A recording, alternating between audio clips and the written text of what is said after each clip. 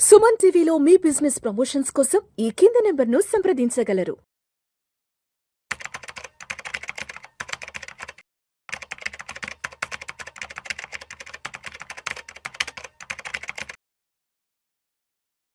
గిరిబాబు గారు నమస్తే సార్. నమస్తే అండి. Welcome to Suman TV and welcome to Vishnu talks. Thank you. ఇవాళ మార్నింగ్ ఒక ఆర్టికల్ ఒకటి షేర్ చేశారు. ఎవరు ఒక సుజిత్ వర్గీస్ అని ఒక ఇండియన్ గూగుల్లో పనిచేసే ఒక సీనియర్ ఎగ్జిక్యూటివ్ తన 20 ఏళ్ల కెరీర్లో తను తెలుసుకున్న పాఠాల గురించి, గుణపాఠాల గురించి, తన ఎక్స్పీరియన్సెస్ గురించి ఏదో ఒక ఆర్టికల్ ఏదో పోస్ట్ చేశారంటూ కూడా పంపించారు కదా. ఏంటి అసలు ఆయన ఎటువంటి విషయాల గురించి షేర్ చేసుకున్నారు, వాటిని మన జీవితానికి ఎలా అన్వయించుకోవాలి? సో నార్మల్గా ఈ కంపెనీస్లో వర్క్ చేసే ప్రతి ఒక్క ఎంప్లాయీ వాళ్ళ యొక్క కెరియర్ బాగుండాలి అంటే వాళ్ళు ఏ విధమైన అండర్స్టాండింగ్ తోటి, ఏ విధమైన థాట్ ప్రాసెస్తో ముందుకెళ్ళొచ్చో తన అనుభవాన్ని రంగరించి ఒక 5-6 పాయింట్స్ చెప్పాడు. అది చెప్తాను మీకు. అందులో అన్నిటికీ ఇంపార్టెంట్ ఏంటంటే కీప్ లెర్నింగ్. ఎప్పుడు నేర్చుకుంటూ ఉండాలి. నిరంతర విద్యార్థి, నిత్య విద్యార్థి, నిరంతర విద్యార్థి. ఇప్పుడు మనం చాలామంది మంచి ఐకానిక్ స్టార్స్ చూస్తుంటాం. వాళ్ళ కెరియర్లో వాళ్ళు ప్రతి ఒక్కరు చెప్పేది ఏంటంటే నేను ఎప్పుడు నేర్చుకుంటూ ఉంటుంటాను. ఎందుకంటే ఎప్పుడు కూడా పర్మనెంట్ ఏంటి అంటే చేంజ్ ఈజ్ ఆల్వేస్ పర్మనెంట్. అంటే మార్పు చెందుతూ ఉంటుంది. ఈ మార్పులకు అనుగుణంగా మనం కనుక మారకపోతే మనల్ని మార్చేస్తారు. ఇప్పుడు నార్మల్గా మనము నోకియా కానీ, కోడాక్ కానీ వీటి కంపెనీస్ గురించి మాట్లాడుకుంటే వీళ్ళు ఏం తప్పు చేయలేదు. యాక్చువల్గా కోడాక్ రీల్స్ ప్రొడ్యూస్ చేసే అతిపెద్ద కంపెనీ ప్రపంచంలో. వాళ్ళు ఏం చేయలేదు, అలాగే చేస్తున్నారు. వాళ్ళు అవుట్డేట్ అయిపోయారు, సింపుల్ అంతే. నోకియా ఇంకా ఫీచర్ ఫోన్స్లో ఉన్నారు, అవుట్డేట్ అయిపోయారు. Ambassador cars, HMT ambassador cars. So keep learning, change accordingly. So మనం గనక ఆ కీప్ లెర్నింగ్ నేర్చుకుంటూ మనల్ని మనం అప్డేట్ చేసుకుంటూ ముందుకు వెళ్ళకపోతే అవుట్డేట్ అయిపోతూ ఉంటాం. So keep learning is first topic. రెండోది, మార్పుకు భయపడొద్దు. ఇప్పుడు చాలామంది ఏఐ వస్తుంది, ఏఐ వస్తే జాబ్స్ పోతాయి, ఏఐ వచ్చి మొత్తం డిస్ట్రప్ట్ అయిపోతుంది అని చెప్తూ ఉంటారు. మీకు గుర్తుందా 99, 2000 ఆ టైంలో ఇండియాలో మొదటిసారిగా కంప్యూటర్స్ ఇంట్రడ్యూస్ చేసేటప్పుడు ఇక కంప్యూటర్స్ వచ్చేస్తే ఇండియాలో ఉద్యోగాలు ఉండవు, ఇంకా అన్ని కంప్యూటరైజ్ చేసేస్తారు, రోడ్డు పడిపోతారు అని చాలా వరకు పొలిటికల్ పార్టీస్, కమ్యూనిస్ట్ పార్టీస్, తర్వాత మనం గ్యాట్ అని ఒక ఒప్పందం ఉండేది, ఆ గార్ అని ఇంకో ఒప్పందం ఉండేది. ఇవన్నిట్లో మనం ఇండియా డోర్స్ బయటకు ఓపెన్ చేస్తోంది. మిడ్ 90s ఆ టైంలో, లేట్ 90s ఇంకా మీకు కంప్యూటర్ వచ్చేస్తే మొత్తం ఇదైపోద్ది, మనము గ్లోబలైజేషన్కి వెళ్ళిపోతున్నాము, మొత్తం అంతా కూడా వచ్చి విదేశీయులు మనల్ని ఆక్యుపై చేసేస్తారు అని ఎంత విధంగా బూచి క్రియేట్ చేశారు. మనము బ్యాంకులోకి వెళ్తే బ్యాంకులో ఉద్యోగస్తులు ఉన్నారు, కంప్యూటర్ వచ్చేస్తాయి, ఉద్యోగాలు పోతే చెప్పేవాళ్ళు. చిన్నప్పుడు కానీ ఆ కంప్యూటర్స్ వచ్చి ఎన్ని కొత్త ఉద్యోగాలు సృష్టించాయి. ఆ ఉద్యోగాల ప్రాబ్లం ఎవరికంటే అకౌంటెంట్స్కి కదా. అకౌంటెంట్స్ పోయి ఎన్నో కొత్త ఉద్యోగాలు సృష్టించబడ్డాయి. ఇండియా ఇప్పుడు సాఫ్ట్వేర్ హబ్ అయిపోయింది.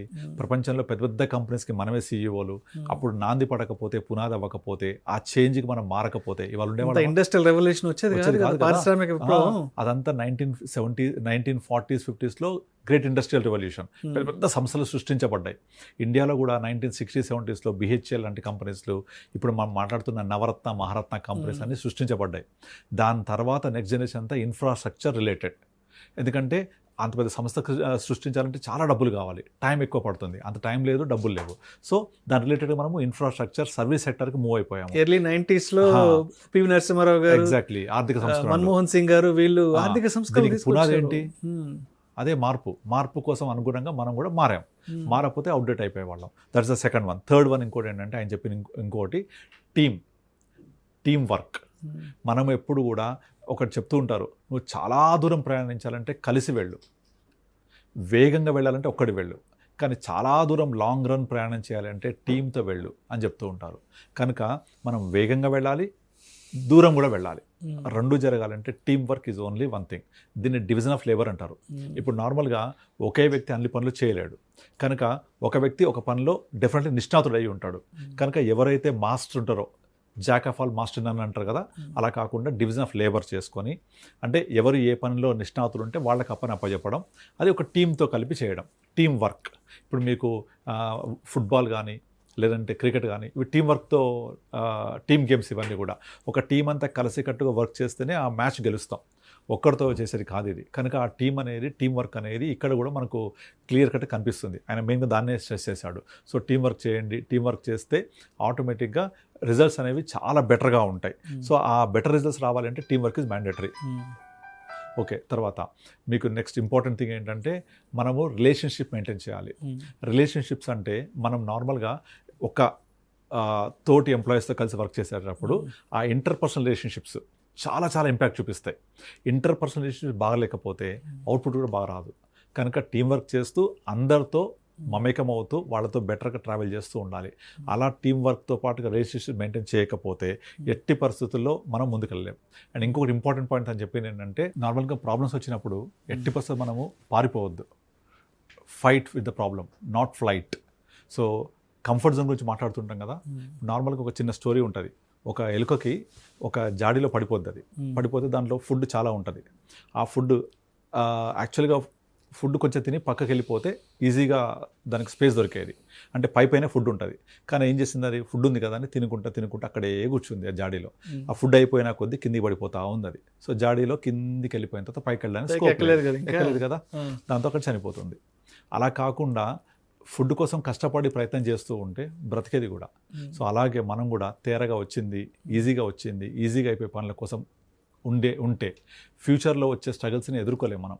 అందుకే నేను చాలామంది చెప్తుంటాను, ఇప్పుడు మనము పిల్లలకి వాళ్ళు కనుక లైఫ్లో ఈ స్ట్రగుల్స్ గురించి ఇవి చెప్పేటప్పుడు వాళ్ళ కష్టాలని కూడా మనము ఎంకరేజ్ చేస్తూ ప్రతిదీ ఇంత సాఫీగా జరగదు అని ఒక ఎగ్జాంపుల్ చెప్తాను. ఇప్పుడు మీకు ఒక సింహము జూలో ఉందనుకోండి, దానికి టైంకి ఫుడ్ వస్తుంది. మార్నింగ్ 8 o'clock లంచ్, డిన్నరు, గంట కొట్టి ఫుడ్ ఇచ్చేస్తారు. అలా రోజు టైంకి తినడం అలవాటైన సింహం లేదా పులి ఒకసారి కనుక అడవిలో వదిలేస్తే నార్మల్ కుక్కర్ కూడా చంపేస్తే దాని అంతటా అది వేటాడుకొని తినలేదు. ఆ నేచర్ మర్చిపోయింది కదా, మర్చిపోయింది. సింహము లేదా పులి తన వేట అనే నేచర్ని మర్చిపోయింది. ఎప్పుడు కూడా సింహం కాంప్రమైజ్ కాదు, పులి కాంప్రమైజ్ కాదు, అది వేటాడి తింటుంది. కానీ దాని నేచర్ మర్చిపోయింది, ఎందుకంటే కొన్ని సంవత్సరాల పాటు జూలో ఉండడం వల్ల. అలాగే ఒక ఏనుగు, మీరు ఏనుగుని ఒక ట్రాలీలోకి ఎక్కించేటప్పుడు వెనక మామటివాడు జస్ట్ దాని వెనక చేయబెడతాడు అంతే, తోక పక్కన చేయబెట్టి ఇట్లా అంటూ ఉంటాడు. అది ఆటో ఎక్కేస్తుంది. ఏమనుకుంటుంది, నన్ను వెనక తోస్తున్నారు, ఎక్కుతున్నా నేనని ఫీల్ అవుతూ ఉంటుంది అనమాట. అనుకుని అది చేయకూడుతుంటే ఎక్కేస్తుంది. నిజంగా మనం ఏనుగుని ఎక్కించగలమా దాని బరువుకి? ఏం చేయలేదు. దాన్ని సైకలాజికల్గా ప్రిపేర్ చేస్తున్నాం, మెంటల్గా ప్రిపేర్ చేస్తున్నాం. కొడుతుంటే ఎక్కేస్తూ ఉంటుంది, అంటే ఒక తోస్తున్న ఫీలింగ్. అలాగే ఏనుగు చిన్నగా ఉన్నప్పుడు దాన్ని కట్టేసి పెట్టేస్తారు. అది ప్రయత్నం చేసి ఇక నా వల్ల కాదు, నేను దాన్ని కట్టలు తెంపుకోలేనని వదిలేస్తుంది. ఇక లైఫ్ లాంగ్ ఒక చిన్న తాడుతో కట్టేసిన అట్లే ఉండిపోతుంది, ఎందుకంటే అది అలవాటైపోయింది, కంఫర్ట్ జోన్ అగైన్. సో కనుక దీన్ని బయటకు రావాలి, కనుక నేను కష్టాన్ని ఎదుర్కోవాలి అని ఫీల్ అయ్యి కనుక మనం ప్రాపర్గా కనుక ఆ కష్టాన్ని ఎదుర్కొంటూ ముందుకెళ్తే డెఫినెట్లీ మనం లైఫ్ చాలా బెటర్గా ఉంటుంది, చాలా బ్యూటిఫుల్గా ఉంటుంది. ఆయన చెప్పిన ఇంకొక లాస్ట్ పాయింట్ ఏంటంటే బీ లాయల్. అంటే మనం మన యొక్క సంస్థకి, మన యొక్క ఫ్రెండ్స్కి, మనం చేసే టీంకి ఎప్పుడు లాయల్గా ఉండాలి. లాయల్టీ కనుక లేకపోతే, ఇంటిగ్రిటీ లేకపోతే మీరు ఎంత ఎత్తుకెదిగినా కూడా అది మనల్ని ఎవరు హర్షించరు. కనుక లాయల్టీతో ఉండాలి, ఇంటిగ్రిటీతో ఉండాలి, మనం కష్టాలను ఎదుర్కొని రెడీగా ఉండాలి. సో ఏదైనా సమస్య వచ్చినప్పుడు don't fight with the problem, దాని నుంచి అవకాశాలుగా మార్చుకుంటూ ఉండాలి. ఇవన్నీ చాలా మంచి బ్యూటిఫుల్ పాయింట్స్ ఇప్పుడున్న యువతకి కానీ, లేదంటే ఇప్పుడున్న ఎంప్లాయీస్కి కానీ, వాళ్ళు ఫ్యూచర్ ఎలా ఉండాలి, ఎంత బెటర్గా వాళ్ళ లైఫ్ని డిజైన్ చేసుకోవాలి, అలా చేసుకుంటూ ఉంటే ఒకసారి ఊహించండి ఎంత బెటర్ లైఫ్ ఉంటుందో. అంతేగాని నేను ఇలాగే ఉంటా, నన్ను అంతా ఇలాగే చేస్తారు, నేను అంతా వేస్ట్ ఫెలో అని అనుకుని మనం ఇలా ఉంటే మనల్ని ఇంకోటి వాడుకుంటూ ఉంటారు. మనల్ని మనం వాడుకోకపోతే మనల్ని ఇంకోటి వాడుకుంటూ ఉంటారు. ఎగ్జాక్ట్లీ. సో మనల్ని మనము వాడుకుంటూ మనము మన కోసం గ్రో అవుతూ వర్క్ చేస్తూ ఉండాలి. లేదు నేను ఇంతే, నా బతుకు ఇంతే, నా లైఫ్ ఇంతే, నేను ఇలాగే ఉంటాను అనుకుంటే మనల్ని కూడా అలా వాడుకుంటూనే ఉంటాడు. సో అలా కాకుండా బెటర్ థాట్ ప్రాసెస్ ముందుకెళ్ళాలి, మన ఆలోచన దృక్పథం మార్చుకోవాలి ఫస్ట్. అందుకే ఇన్వెస్ట్మెంట్స్లో కూడా కొంచెం మార్కెట్ పడగానే బెంబేలు ఎత్తిపోయి నేను పెడితే పడిపోద్ది, నేను ఇన్వెస్ట్ చేస్తే నాకు రాదు, నేను అదృష్టవంతుడిని, నేను పెట్టగానే పడిపోద్ది అని అలా ఫీల్ అవుతుంటారు. మార్కెట్లో ఎవరు పెట్టినా మార్కెట్ పడ్డప్పుడు అందరిది పడతాయి, మనొక్కడిది కాదు కదా. కనుక నా గోల్ ఏంటి, నీడ్ ఏంటి, రిక్వైర్మెంట్ ఏంటి, ఫ్యూచర్లో ఏం చేయాలి అనే దాన్ని అర్థం చేసుకొని ఇన్వెస్ట్మెంట్స్ కానీ చేస్తూ ఉండాలి.